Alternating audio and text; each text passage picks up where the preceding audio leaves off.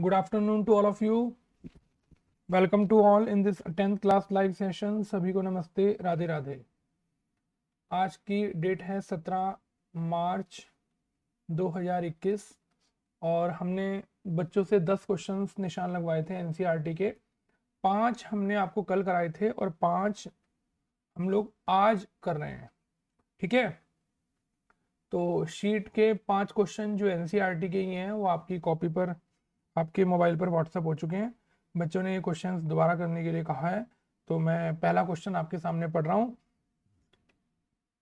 A farmer connects A pipe of internal diameter 20 centimetre from A canal into A cylindrical tank 10 meter in diameter, 2 meter deep. Water flow through the pipe at the rate of 3 kilometer per hour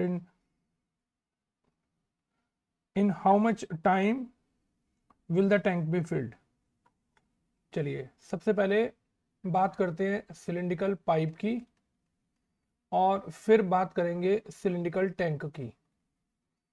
cylindrical pipe का जो radius question के अंदर दिया हुआ है वो है 20 centimetre का हाफ करेंगे तो ये आएगा 10 सेंटीमीटर और 10 सेंटीमीटर को अगर मीटर में कन्वर्ट करेंगे तो 100 से डिवाइड करना पड़ेगा 1/10 मीटर। पानी इस पाइप में 3 किलोमीटर पर आवर की स्पीड से दौड़ रहा है, तो क्या लिखेंगे? Length of water in cylindrical pipe in 1 hour. 1 घंटे में पानी 3 किलोमीटर दूर जा सकता है, इसको बोलेंगे स्मॉल एच। और 3 किलोमीटर दूर जाने का मतलब हुआ कि वो 3000 मीटर की डिस्टेंस कवर कर सकता है 1 घंटे में।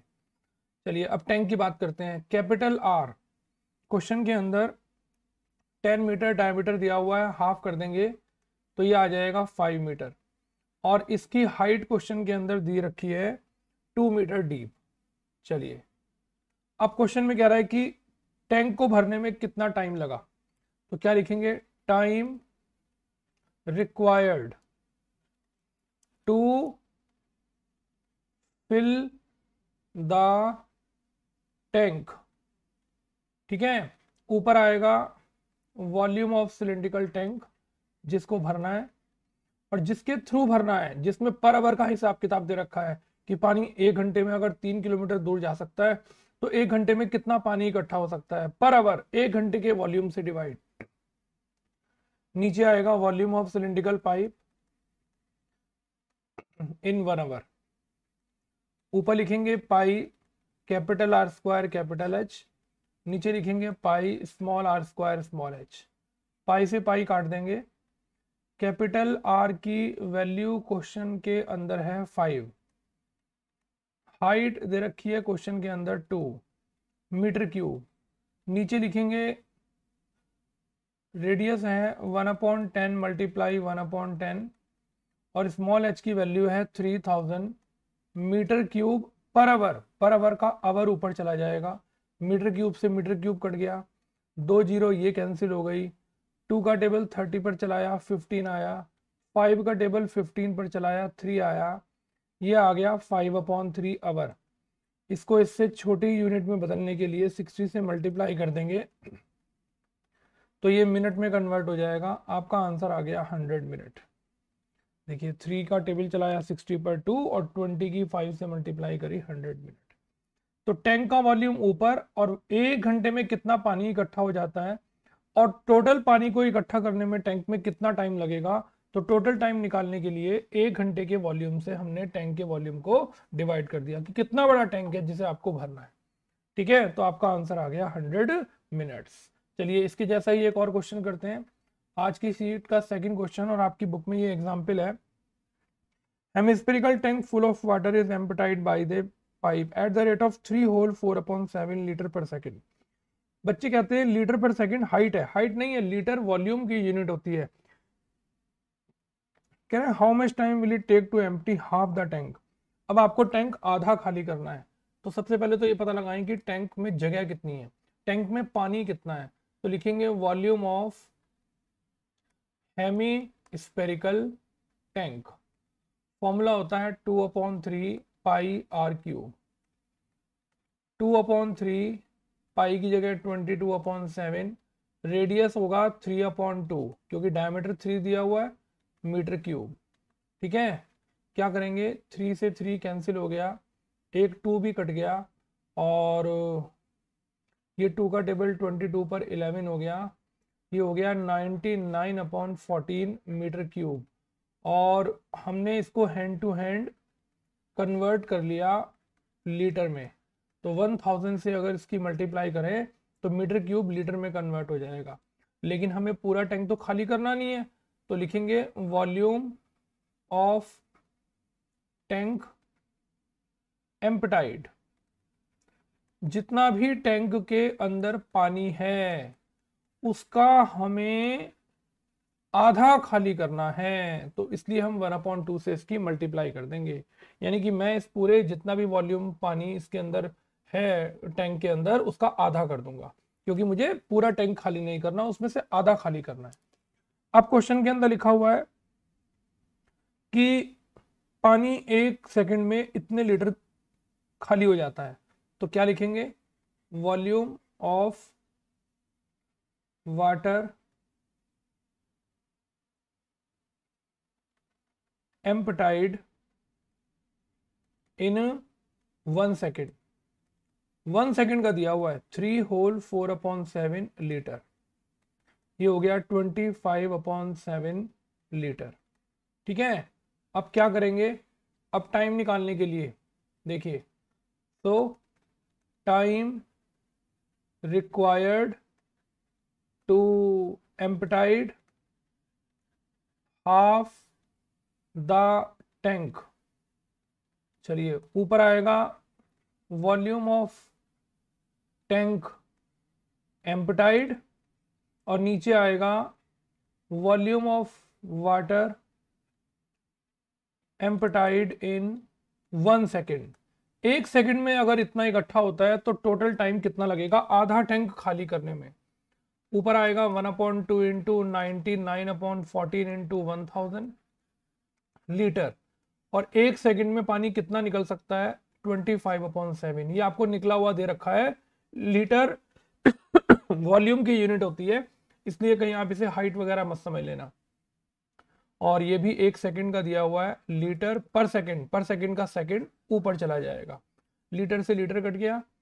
चलिए सॉल्व करते हैं इसको, 1 ऊपर, 99 ऊपर, और 1000 ऊपर, और ये 7 भी नीचे वाला ऊपर चला गया, नीचे ये 2 आ गया, 14 आ गया, और 25 आ गया। 25 का टेबल 100 पर चलाते हैं, ये 40 हो गया, और 7 का टेबल 14 पर चलाते हैं, 2 हो गया, 2 का टेबल 40 पर चलाते हैं, 20 हो गया, और 2 का टेबल 20 पर चलाते हैं, 10 हो गया। तो आपका आंसर तो आ गया 990 सेकेंड। लेकिन इसको एक प्रॉपर यूनिट में चेंज करते हैं, इसको इससे बड़ी यूनिट में चेंज करने के लिए 60 से डिवाइड करते हैं, 0 से 0 कैंसिल हो गई, 3 2 जा, और 3 33 जा, 33 को 2 से डिवाइड कर दिया, 16.5 मिनट में ये टैंक आधा खाली हो जाएगा। ये देखिए आप, आधा टैंक खाली करने में 16.5 मिनट लगेंगे। ठीक है, तो आप देखिए मैंने यहाँ पर भी दोनों के वॉल्यूम को डिवाइड किया, और जिसमें पर सेंटीमीटर, पर मीटर क्यूब, पर लीटर, पर मिनट, पर सेकंड दे रखा होता है उसका वॉल्यूम हमेशा ही नीचे आता है, क्योंकि टोटल क्वांटिटी को 1 सेकंड या 1 मिनट या 1 आवर की क्वांटिटी से डिवाइड किया जाता है। चलिए, 2 क्वेश्चन हमने एक जैसे कर लिए, आपकी एनसीईआरटी की प्रॉब्लम बता दी। आइए आज की शीट के एनसीईआरटी के ही एक थर्ड क्वेश्चन पर चलते हैं। एक बच्चे ने इस क्वेश्चन को भी पूछा था, state highway leads to the foot of the tower. ये देखिए एक टावर बना हुआ है जिसका नाम है AB, और इसके फुट से एक हाईवे पास होकर जा रहा है। A man standing at the top of A tower, एक आदमी यहाँ ऊपर A पॉइंट पर खड़ा हुआ है और हाईवे पर चलती हुई एक कार को देख रहा है C पॉइंट पर। तो ऊपर से देखने के लिए आपको एक हॉरिजेंटल लाइन बनानी पड़ेगी जिसका नाम है AM। ये देखिए ऊपर से आपने एक हॉरिजेंटल लाइन बनाई जिसका नाम AM है, और एंगल बन रहा है 30 डिग्री का। अब ये कार धीरे धीरे यूनिफॉर्म स्पीड से चलती हुई टावर की तरफ आ रही है। थोड़ी देर में ये कार C से चलती हुई D तक पहुंच गई। ऊपर खड़े हुए व्यक्ति ने जब दोबारा इस कार को देखा तो अब की बार एंगल जो है वो कितने डिग्री का बन गया, 60 डिग्री का बन गया। ठीक है, अब क्वेश्चन के अंदर यहां से यहां तक आने में कार को सी पॉइंट से डी पॉइंट तक आने में 6 सेकंड का टाइम लग गया। 6 सेकंड फिगर में नहीं लिखना है क्योंकि टाइम फिगर में नहीं लिखा जाता। 30 का ऑल्टरनेट सी पॉइंट पर और 60 का ऑल्टरनेट डी पॉइंट पर, और ए बी की हाइट को आपने थोड़ी देर के लिए मान लिया h। सबसे पहले लिखेंगे let uniform velocity of car v metre per second, क्योंकि 6 सेकंड का टाइम लगा है, टाइम सेकंड्स में है इसलिए सेकंड लेंगे। ठीक है, time taken by car from C to D, C से डी तक पहुंचने में कार को 6 सेकंड का टाइम लग गया। लिखेंगे सो डिस्टेंस, ब्रैकेट में लिखेंगे सी डी। डिस्टेंस का फॉर्मूला होता है स्पीड इनटू टाइम। देखिए डिस्टेंस का फॉर्मूला होता है स्पीड इनटू टाइम। अब कौन बच्चा बताएगा स्पीड कितनी थी v और टाइम कितना लगा 6, तो ये हो गया 6v। ये 6v कहां तक की डिस्टेंस आ गई, ये cd की डिस्टेंस आ गई। मैं शो आपके सामने केवल आपको समझाने के लिए कर रहा हूं, आप मत लिखिएगा क्योंकि फिगर में उसी चीज को लिखा जाता है जो क्वेश्चन में गिवन होता है। टाइम दिया हुआ था, मैंने टाइम की स्पीड से मल्टीप्लाई कर दी तो डिस्टेंस आ गया। अब मुझे आगे का टाइम तो मालूम नहीं है जो मुझे फाइंड करना है, तो मैं लिखूंगा let time taken by car from D to B, कितने सेकंड ले लिया t second. So distance bracket में bd, फॉर्मूला होता है speed into time, v into बताइए कितना टाइम लगा t, तो डिस्टेंस आ गई bd vt।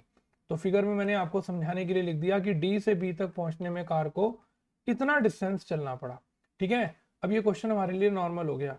आइए पहला राइट ट्रायंगल ले लेते हैं A B D, A B upon B D 1060 degree, value put करते हैं h upon V T √3, cross multiply कर देते हैं वी टी √3, पहली इक्वेशन तैयार।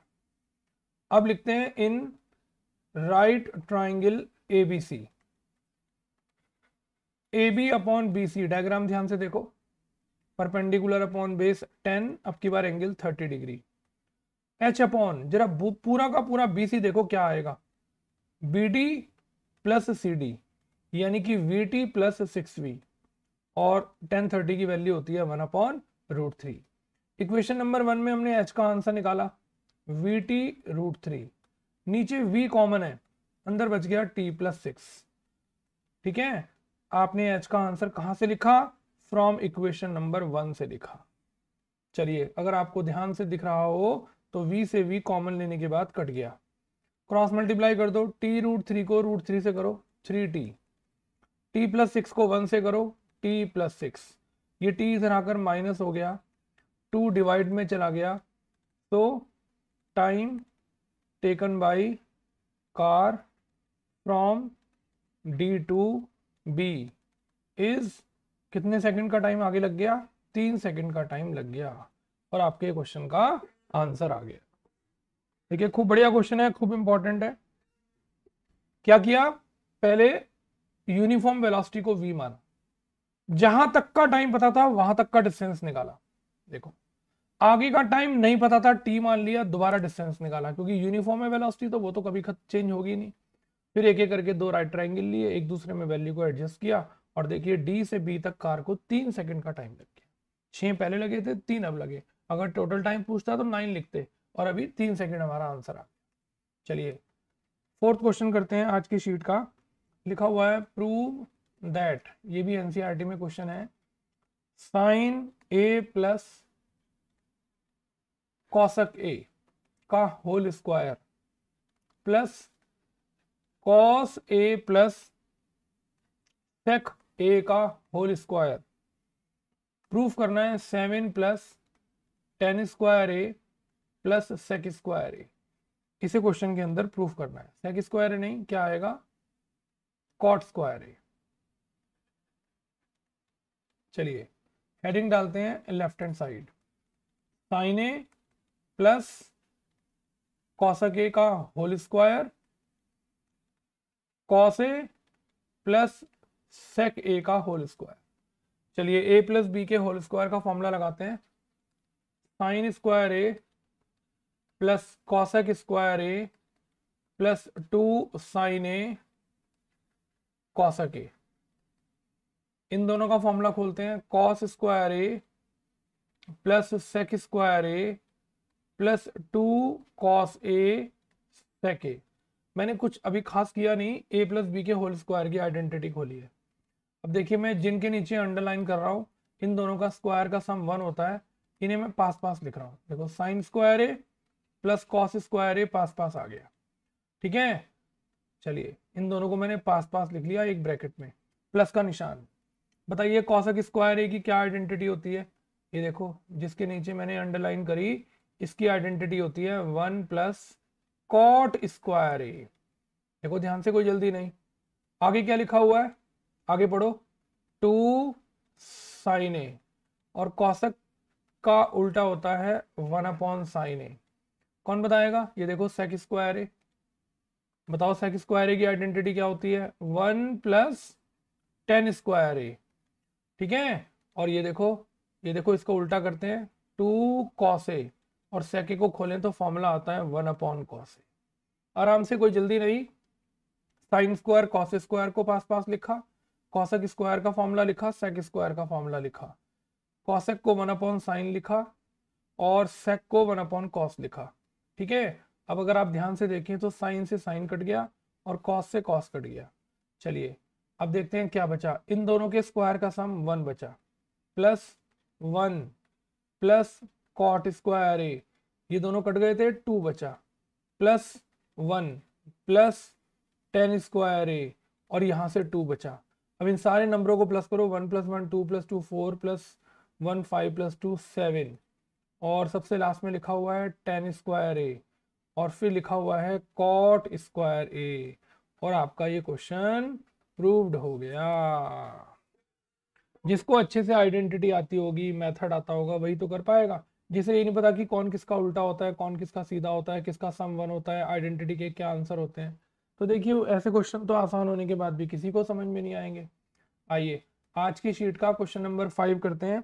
ये भी एनसीईआरटी का ही क्वेश्चन है, cos A upon 1 plus sign A plus 1 plus sign A upon cos A, और किसके इक्वल प्रूफ करना है, 2 सेक ए के इक्वल प्रूफ करना है।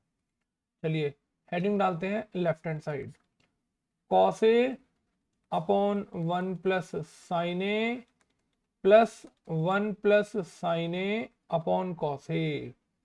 इन दोनों का अगर मैं एलसीएम लूं तो ये आएगा कॉस ए ब्रैकेट में 1 प्लस साइन ए। चलो भाई 1 प्लस साइन ए से 1 प्लस साइन ए कट गया, कॉस की कॉस से मल्टीप्लाई करो, कॉस स्क्वायर ए, कॉस से कॉस कट गया, 1 प्लस साइन ए को 1 प्लस साइन ए से मल्टीप्लाई करो, 1 प्लस साइन ए का होल स्क्वायर। देखो ध्यान से, कोई जल्दी नहीं, कॉस से कॉस कट गया, ठीक है। चलिए फिर से कॉस स्क्वायर ए। आइए ए प्लस बी के होल स्क्वायर का फॉर्मूला खोलते हैं, 1 का स्क्वायर 1, साइन का स्क्वायर साइन स्क्वायर, दोनों की मल्टीप्लाई का डबल 2 साइन ए, नीचे आएगा कॉस ए ब्रैकेट में 1 प्लस साइन ए। अब जरा ध्यान से देखो, कॉस स्क्वायर और साइन स्क्वायर का आंसर होता है 1, एक 1 पहले से ही लिखा हुआ है, और आखिरी में टर्म लिखी है 2 साइन ए, और नीचे ऐसा कैसा लिखते हैं, कॉस ए ब्रैकेट में 1 प्लस साइन ए। अब ऊपर 1 प्लस 1 2 हो गया, नीचे 2 साइन ए, आगे कॉस ए और ब्रैकेट में 1 प्लस साइन ए। कौन बताएगा, अब ऊपर क्या कॉमन है, 2 कॉमन है, अंदर क्या बच गया, 1 प्लस साइन ए, और नीचे जैसा एलसीएम लिया था वैसे का वैसा ही चल रहा है, cos A 1 plus sign A.